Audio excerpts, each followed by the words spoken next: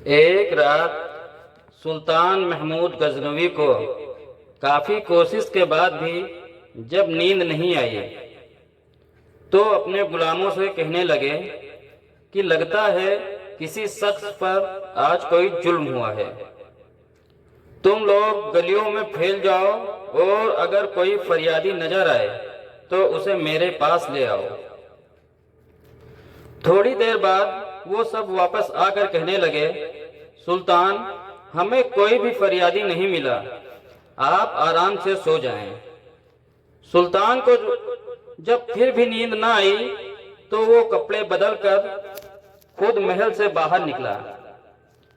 महल के पिछवाड़े में हरमसरा के नजदीक उसे किसी की ये फरियाद सुनाई दी, ए अल्लाह, सुल्तान महमूद अपने मुशाहिबों के साथ महल में ऐश व इशरत की जिंदगी गुजार रहा है और महल की अक़ब में मुझ पर यह जुल्म तोड़ा जा रहा है। सुल्तान ने उससे मुखातिब होकर कहा, तुम क्या बात कर रहे हो? मैं महमूद हूँ और तुम्हारी फरियाद रसी के लिए आया हूँ। मुझे बताओ क्या जुल्म हुआ है? मुझे बताओ क्या जुल्म हुआ है तुम्हारे साथ? वो बोला, आपके पास में एक शख्स जिसका नाम मैं नहीं जानता हर रात मेरे घर आता है और मेरी बीवी के साथ ज्यादती करता है। इस वक्त वो कहाँ है? सुल्तान ने पूछा। शायद अब चला गया हो, उसने जवाब दिया। तो सुल्तान बोला, दोबारा जब वो आए तो फौरन आकर मुझे इत्तला कर दो।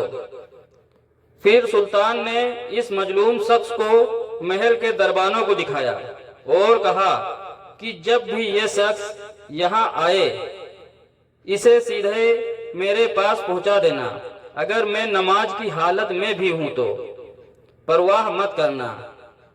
अगली रात वो शख्स सुल्तान के पास आया और बताया कि वो शख्स इस वक्त उसके घर में मौजूद है।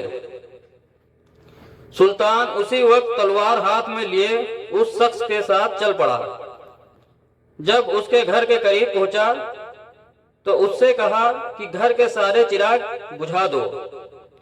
फिर अंधेरे में ही इसके घर में घुसकर उस शख्स का सर तन से जुदा कर दिया। फिर सुल्तान ने हुक्म दिया कि चिराग रोशन कर दो। उस शख्स का चेहरा देखा और सजदे में गिर पड़ा। फिर घर के मालिक से कहा, अगर कुछ खाने को है तो ले आओ, मुझे बहुत सख्त भूख लगी हुई है। मजलूम शख्स ने कहा, आप जैसा सुल्तान मुझ गरीब के घर का खाना कैसे खाएगा? जो कुछ भी है ले आओ। सुल्तान ने जवाब दिया। वो शख्स एक सूखी रोटी उठा लाया जिसे सुल्तान ने बड़ी रग़बत से खाया। वो शख्स सुल्तान से पूछने लगा कि चिरागों को बुझाना, सजदा करने और रोटी तलब करने के पीछे का आखिर क्या राज है? तो सुल्तान ने फरमाया कि मैंने जब तुम्हारी दास्तान सुनी तो सोचा कि मेरी सल्तनत में ऐसा जुल्म करने की हिम्मत सिर्फ मेरे किसी बेटे को शायद हो सकती हो। गोया मैं अपने किसी शहजादे को कत्ल करने तुम्हारे साथ यहाँ आया था। मैंने अंधेरा करने को इसलिए कहा था कि कहीं पदराना सिफकत में मेरे इंसाफ के रास्ते में हायल न हो जाए। चिराग जलने पर जब मैंने देखा कि वो मेरा बेटा नहीं है तो मैं सजदा शुक्र बजा लाया और आपसे खाना इसलिए मांगा कि जब से मुझे तुम्हारी मुसीबत का इल्म हुआ मैंने अल्लाह के सामने कसम खाई थी कि जब तक तुम्हें इंसाफ नहीं मिल जाता मेरे ऊपर रोटी हराम है।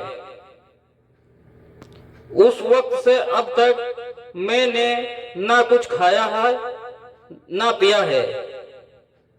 तो दोस्तों, इस कहानी का मतलब ये था कि ये थे मुसलमानों के हुक्मरान और आज हमारे बीच जो